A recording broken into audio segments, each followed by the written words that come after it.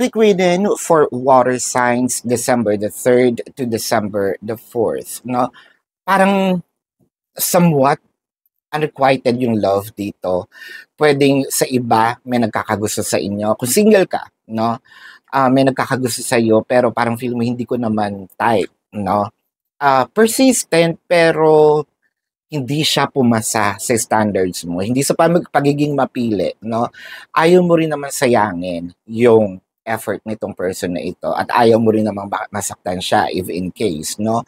Para doon naman sa mga may relationship na parang meron ka ditong hiningi na noong-noon pa, nainis ka lang, hindi ka na nagsalita, parang ngayon niya ibinibigay, parang sinasabi mo ngayon dito, it's a little too late dahil hindi na yan yung kailangan ko, hindi na ako excited makita, hindi na ako excited ma-experience, nag-iba na rin yung perception ko, parang hindi pala yan din yung gusto ko nung hinihingi ko siya, no? Yeah, it's a little too late, but this is your quick reading, water signs for December the 3rd to December the 4th.